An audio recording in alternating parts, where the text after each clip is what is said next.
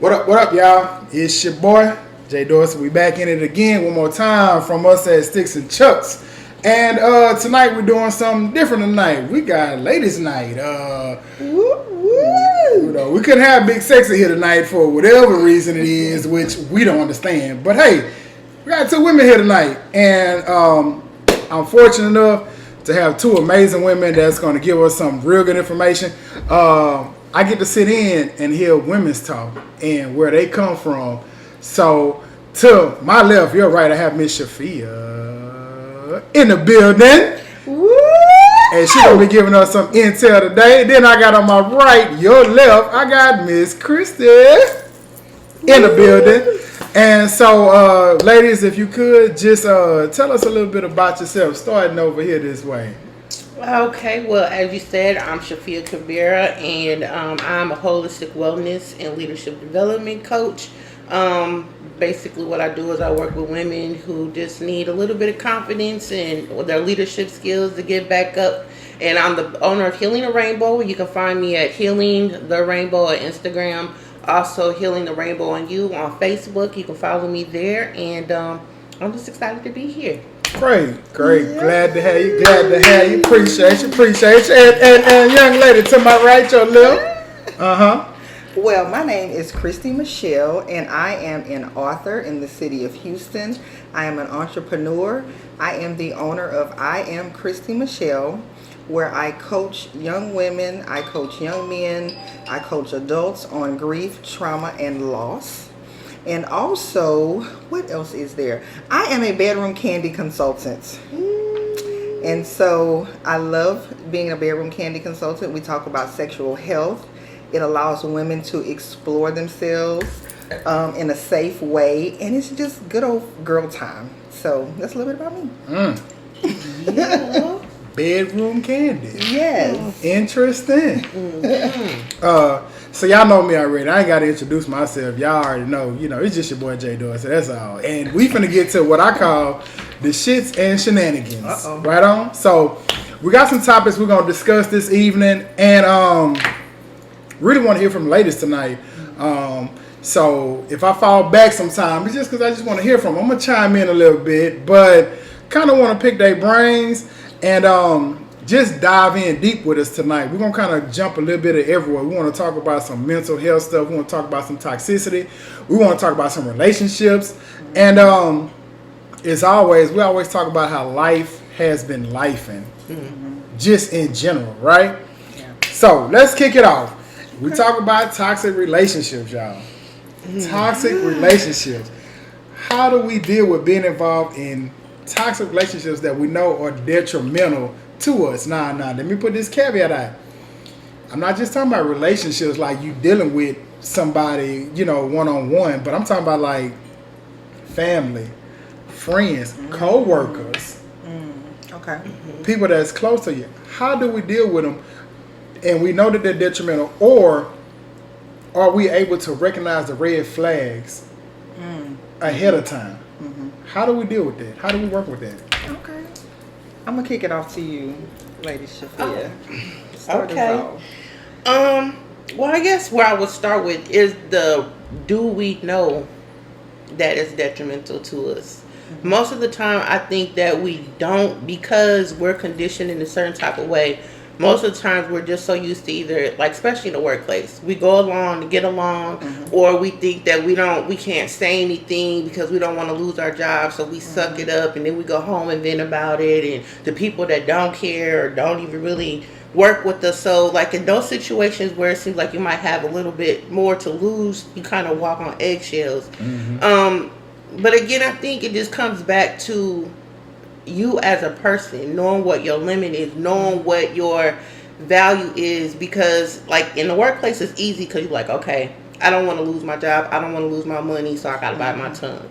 When it comes to family, sometimes depending on the hierarchy, like if it's a parent or an auntie or somebody that we have a certain level of respect for, then we let them get away with way too much too, because we think that we have to, because that's how auntie is, that's how mama is, that's how daddy is. So we let them do so much. Then when it comes to like an intimate relationship, depending on whether or not we feel like we can risk the factor of being alone, we'll put up with too much toxicity and we'll be like, I don't want to say this because I don't want to make them mad. But then when you get fed up enough, then you just be like, vomit it out. Yeah, because you just like, you know what, I'm over. So you get to a threshold where you're cool. But I think it goes back to knowing where your boundaries are. Most of us don't know how to set boundaries. Most of us don't, again, look at our own self-worth and be like, I don't deserve to be treated like this, so I'm going to speak up on it. Also, depending on how you were raised, whether you have a voice. Maybe your voice was taken when you were young with the whole, kids are not supposed to be seen or heard, when then that translates into your adulthood because you have authority figures that you're still in that hierarchy, so you might not look like a child on the outside, but you're still functioning as one, so you won't say anything. Yeah. That was a good segue. I feel like it was in my brain a little bit. So definitely the workplace. I think a toxic workplace is dangerous, being that most of us spend most of our time at work. When you think about it, on a good work week, you get your 9 to 5 or your 8 to 4s. You got 40 hours at work. Some people these days, because the cost of living is so high, we spend way more time at work, working overtime, working 2 jobs. So I think having a healthy workplace or trying to find a healthy space at your job is very important, especially those in leadership.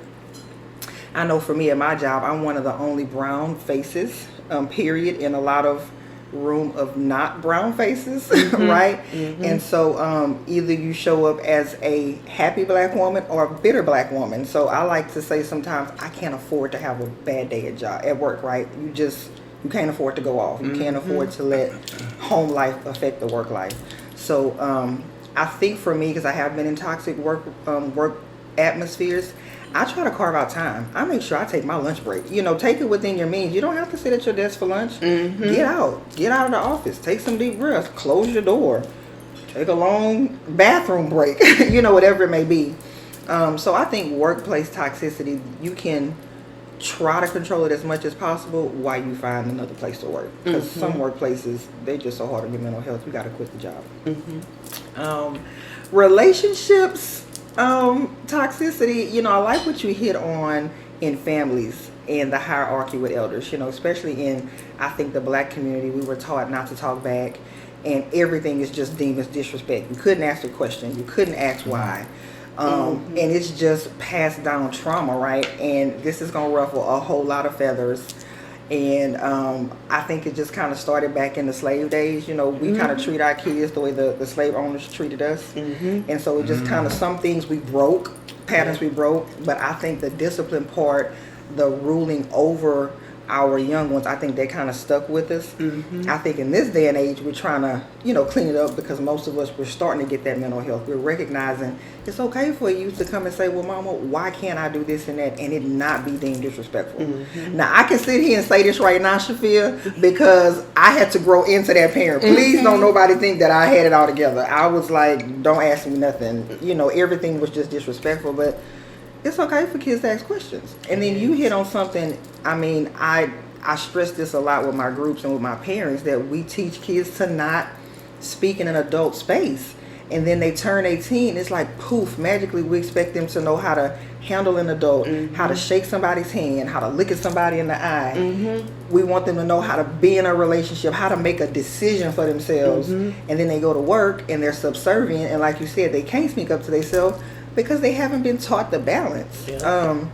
So I think there's different layers of toxic, and then also you got to know the toxic you bring to also those relationships. So some of it is a lot of, you got to look at yourself and see where you kind of done wrong at, and those things. So I don't know. I think that's what it is. And the red flags. So how do we? Now we talking about. Let's go into toxicity in relationships. Y'all, romantic relationships. Yeah, let's go there. No, romantic relationship. No, hold on, hold on. No. Let's go friendships first. Oh, okay. Because sometimes we can have friends that's they there, but as the friendship develops and it goes forward, they start throwing out the red flags, but we give grace and mercy, and we turn a blind eye to it. Right. I can speak to that one first. So how do we recognize that, and what do we do about it? How do we go forward with it? I've been in a couple of those situations myself, and I can say for me, in my most recent toxic friendship that we're no longer friends, is that I ignored the red flags. I saw everything that this person would do to everybody else, and I figured, well, we've been knowing each other this long. We have a lot of history. I let the historicity of the relationship turn those red flags light pink, or even clear, And so I always felt, well, she ain't gonna do it to me. Well, she would never do that to me. And all the while, she was showing me, hell yeah, she'll do it to you. She did it to her mama. She did it to her siblings. And so I had to wait until it happened to me. And it took a very strong friend of mine who's no longer with us. And she talked to me and was like, you shouldn't be surprised. She showed you how she act. Now you just surprised it was you. It was just your turn on the list. And it hurted to hear that. But I was like, you know what? You sure right. So I think for me, it teaches me how to trust a pattern of a person and not expect perfection, obviously, because I'm nowhere near perfect. And then I'll make the decision. Is this something that I can deal with in a friendship? Because everybody ain't gonna be perfect. Everybody got their shit. I know I do. And so, is this something I can do with this person? Does the good outweigh the bad? Am I gonna meet them where they are that day? Or this is a one-sided relationship. Yeah. And so sometimes you recognize that it's just one-sided. And honestly, I just kind of back up. I think I've mastered the art of appearing friendly, but being friendly with only my circle. So I can have the appearance of friendly and social and personable. Okay. But I only let my hair down with my circle. I only go that extra mile. Oh yeah. For the ones I know that if I pick up the phone and say, "Come ride," it ain't no questions. It's like, let's go. Let's go. Yeah. And we ain't gonna never speak about it again. Yeah, absolutely. Okay. So So my take on this is so I'll put it this way. I have been, because of the different things that I've gone through in my life, I don't have friends. So I think sometimes the toxicity, like you were saying, that it could be something that we bring because of things that we've been through. So we'll block out. We'll think that we have to accept people's stuff. We'll think people are our friends, and we don't know the difference between a friend, an associate, or somebody that's there. That's just cool with you. Yes. That I'm cool with. Yes. That's fact. And so I kind of learned the hard way, because I went through a lot of stuff with trauma. I didn't trust people. And then the people that I did trust, I felt like I had to just let them pile a bunch of shit on me because I deserved it. So they would call me and just dump. But then when I needed them, they weren't there. They needed money from me. They needed time from me. They needed food from me. All this other kind of stuff. And then when I would do something that they didn't think was right, then it was all kinds of pointing fingers at me, and why would you do that, and why you act like that. And I just took it because I'm like, I'm supposed to. That's my friend. And like you said, it could be one-sided. So learning one of the red flags is if it's one-sided. If you always the one that's giving, and when it's time for them to show up for you, they can't show up. Or you find them, they don't cheer for you when something happens. They won't celebrate when things celebrate. Stay right and there. Then when you tell them something, I don't know, girl, I wouldn't do that. Are you sure that's really what you want to do? Are they casting doubt? Or they be like, oh, well, you shouldn't. Or it's like you feel this weird energy and you second guess whether you should tell them something good that's happened to you. But they sit in a pool of negativity and toxicity, and you just be like, girl, we was talking about the same man last week. And then you be like, well, I don't think you... See, that's the problem. You always got something to say, but you brought it here. Yeah. And then you find yourself in a place where it's just like, you really want to break away from them, but then you feel guilty because they're like, well, they don't have no other friends. And I'm the only one.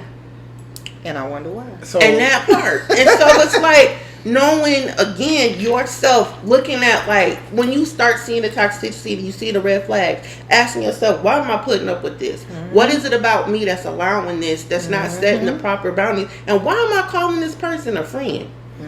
Let me ask you this though. Yeah. So if you got somebody, when you realize, and you spoke about patterns, you spoke about friends to do this. If I got somebody who call me all the time and all they do is come to me with their bullshit, they come to me, they tell me, I got this going, and so when you call me, you really call me to come be Captain Save-A-Ho.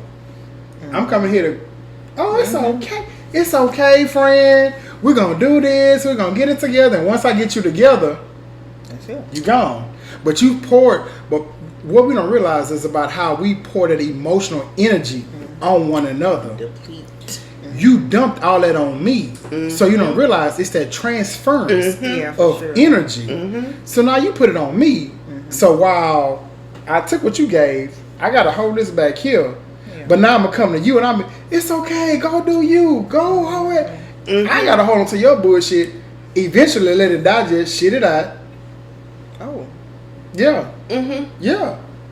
Because guess what you're gonna do? Tomorrow or day after the next, you're gonna call me again. So then my question is this though. At one point in time in your friendship, do you realize your role? Because this is my thing. Okay.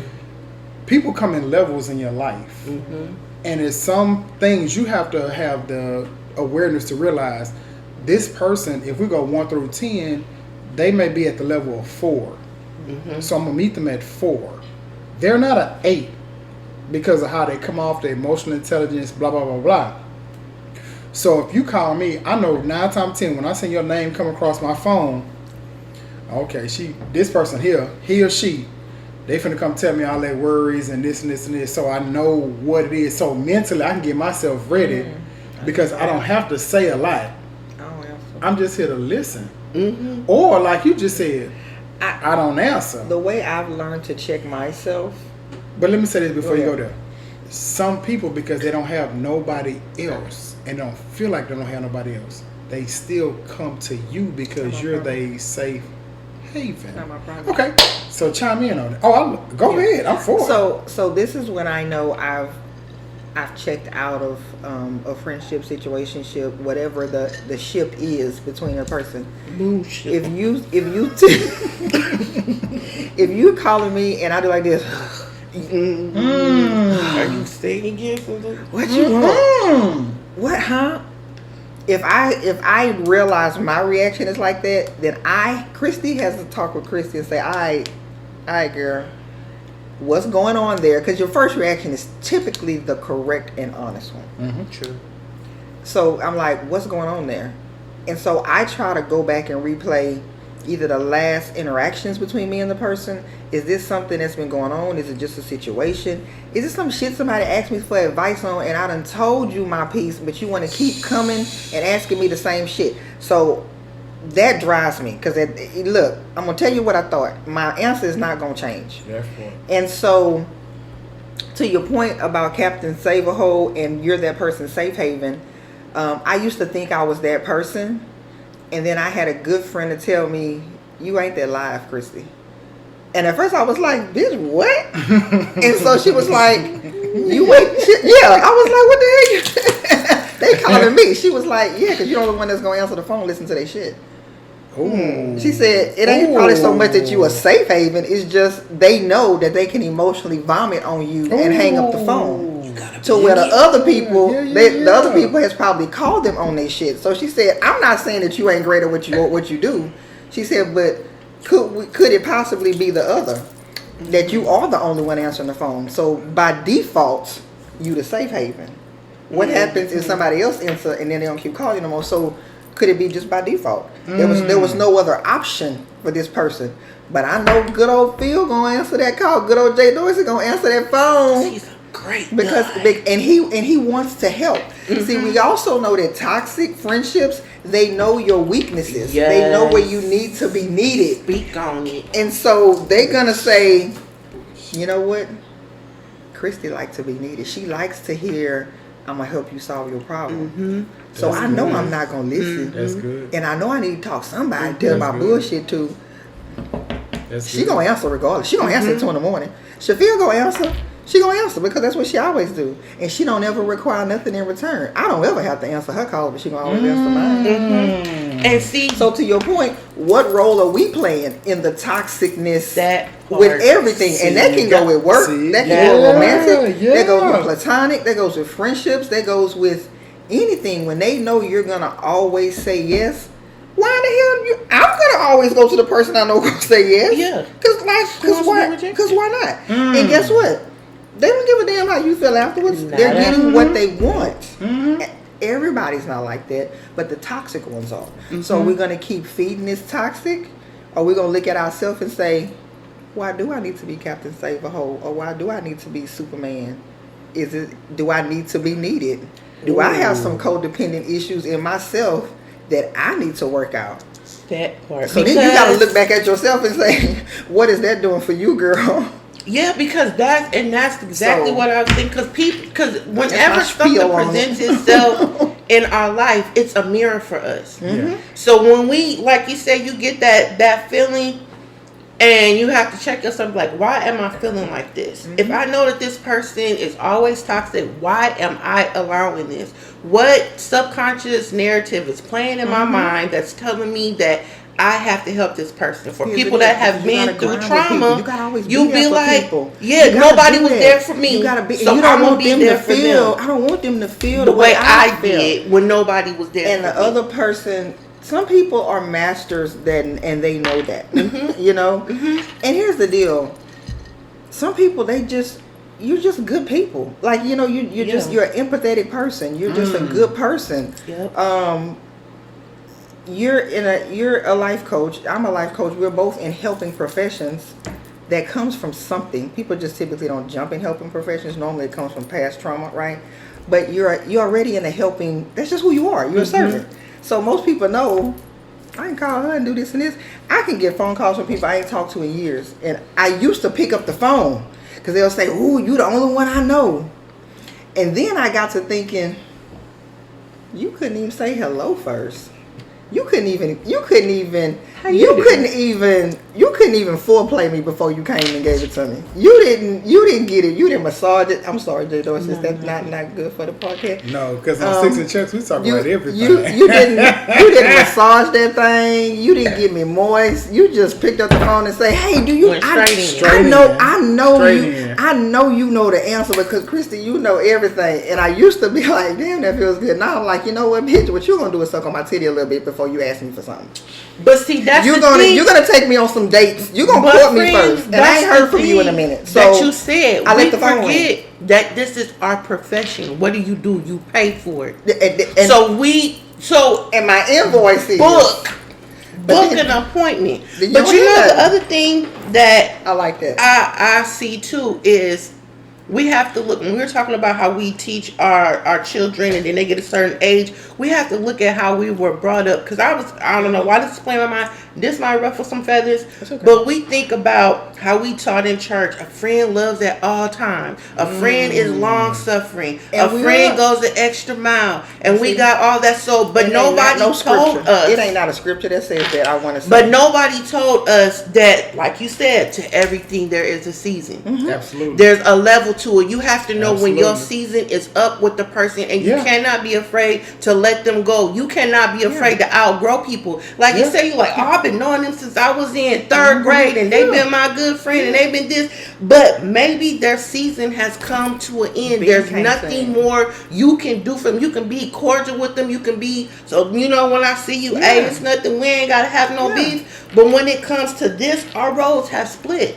And I think that we kind of have been conditioned that good friends are hard to find. We have all of these narratives that we play into, and we keep toxic people, toxic things in our life, and we allow them to drain us and suck from us, but there's no refilling of the bucket. And when it comes to our time, we sitting there high and dry, and they walking past us like, I got mine, go get yours. When you took from me. Give me a little sip, but we let them, and we gave it to them. So then we have to again look at ourselves and be like, What is it about me that I have not healed that keeps allowing this person to magnetize themselves to me? Because eventually they will weed themselves out. When you start to elevate, they can't come up to the same air with you. And then you're like, well, she ain't answered the last 5 times. I'm gonna go find a new leech. So my thing is this though, it took me a minute to get to that. It took me a while. It wasn't no. It takes some time. It takes some time. That shit gotta hit us. Yeah, but yeah, and we gotta get smack dab in the face with it for us to be like. Finally needed somebody, and I was like, smack dab in the face. I done went through something serious. I done went through some real adversity, paralyzing shit. Because once I went through real adversity, you really see who there. For sure. You really see who got your back. Because I can tell you day in and day out, I got you. I got this, and this. Now when the shit really hit the fan, really hit the fan. Yep. And I turn to you and I look and I say, where you at? And then you well, see what had happened was this, and this. Your whole picture changes. Yep. Now what you were saying too about relationships and seasons, a lot of times we still try to water dead plants. Oh yeah. Yeah. For sure. Now the roots done dried up. The ground didn't start cracking. But guess what we still trying to do? I can fix it. You still trying to pour water on that. Oh, I can fix it. That season is gone. It's gone. But it's okay to let it go because guess what? You got a blessing around the corner, but you just don't want to embrace it. That part. You got one right there. Because guess what? Your friends serve their purpose. What you got to look back and say is, what was the purpose they served to get me where I'm going? Because I'm going to run to somebody else who's going to challenge me to keep going forward. Yep. I think a lot of times too, and I know I'm getting a little off right now, but sometimes we're scared of growth. Oh yeah. We're scared of success is a real thing. We want to be the smartest in our circle. We want to be the one in our circle. Big fish. Somebody once told me, if you're the smartest in your circle, you're in the wrong circle. That part. You need to be in the circle where you got people that challenge you on every aspect of what you're doing. That's how you grow. But a lot of times we get closed off in there because guess what? I'm big fish. I didn't reach it. This is it for me or not. Like somebody once told me, your ceiling is just my ground floor. That's so what you think you doing? Your ceiling is my floor. Bro, I done did that already. Come holler at me later. Right? Like what? Okay, now we talking about relationships. Yeah. Let's switch the narrative because I want to know from the ladies. And I just want this is a fella. Listen to the ladies right now. So fellas, y'all, I'm gonna get the intel for y'all. Y'all just let me know what y'all want to know. I'm gonna snitch them out. You need some more wine. Okay.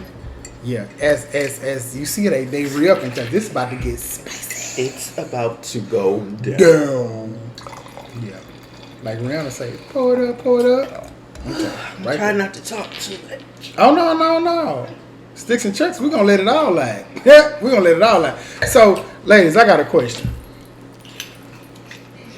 Why is the dating pool so pissy? Right now, it's pissy. Because that's what I hear. When people talk about the dating pool, it don't matter what age group. I just feel like this is everything. Pissy is the word that's been coming across. They say it's pissy, it's this and this. Why is the dating pool so pissy? What makes the dating pool pissy right now in society? Because wait. Okay, go ahead. Look, I'm gonna put it like this because I was thinking about this. Because now again, just using an analogy, when you go to the pool, right? Who in the pool that don't get out? It's little kids. I think the reason why the pool is so pissy because you got a whole bunch of immature people peeing in it. And if you know what's pissy, why are you staying in it? You peeing in the pool too. Okay. I mean, I'm just saying because I've heard the same thing. But my whole thing is if you're complaining about the pool being pissy, why are you in the pool? There's other because it's when because I'm thinking about it. But wait a minute, but everybody go to Galveston because that's the only beach there where they have right there, and everybody know Galveston is dirty, salty. You might have some fish, you might have some sharks that be in the water, but maybe you might catch something while you're in there. But they still go to Galveston. But why? Maybe your man or your woman is not in the pool. Maybe they at the bar. Maybe they sitting on the beach. Maybe, and I really think I mean, because that or hear me out. So because it's just one pool. It's just one pool, right? Like it's just a dating pool. So we got the different beaches. So this is just my thought. Because first of all, I mean, we can't say. I don't know your situation, but I'm unmarried, right? I'm not married. I'm divorced. So I'm not in the dating pool. Shots every now and then. Go ahead. Sorry.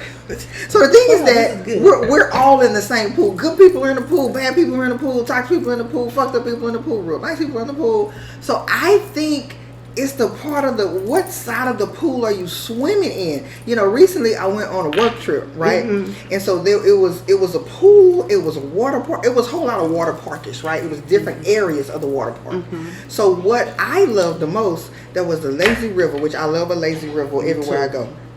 But then there was this one part where you had to be 21 and up. It was only adults in this part, right? Okay. They had a bar. The vibe was different because only certain type of people can get into this part of the pool, right? Mm-hmm. So we were still in the water park.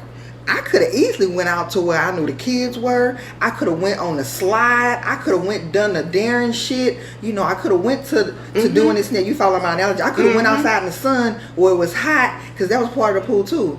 But I chose to go, let me find the part of the pool that I most identify with. So you got a big dating pool. Maybe you only swimming in Houston and it's real pissy in Houston. Maybe you need to go to the Austin part of the pool. Maybe we need to go to DC part of the pool. It might be clear waters on that pool. I don't know about in DC. You know, I'm just analogies. Analogies. Like, I have a trip coming up, right? Yeah. I'm gonna go and see I love when I go to Mexico. I love the beach. It's all one big pool, but Mexico got some pretty water. Somewhere you go, depending on where you go in Mexico, you can see straight through that shit. I'm trying to see some Latino spice out there. Galveston, you can't see a motherfucking thing. Let's just be real. So I think it's just depending on what part of the pool you're willing to swim in, which requires different swimming skills. It requires different levels of thinking. That's exactly it requires where are you emotionally, where are you financially. Can you swim with the big sharks? If I'm going to go swim in Cancun, I might meet that banker. I might have to snorkel. I might not be ready to meet a banker because I'm used to swimming in Galveston water.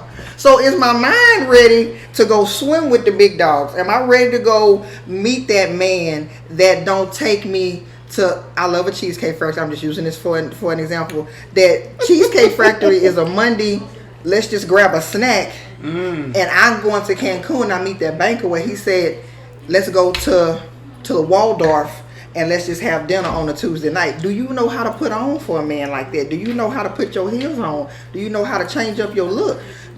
Are you ready to go swim in that type pool? And I don't even know if that answered the question that Jay Dorsey, but what I'm saying is that yes, it's pissy, but I think it's where you decide to swim at. But so you trying to say like why the pool is pissy? I'm doing like this to get to like where I'm trying to get to. Is that what you're saying? I think once you had enough of playing in the pissy part, you gotta go. You try to see. You know what? I'm gonna have to expand my horizon.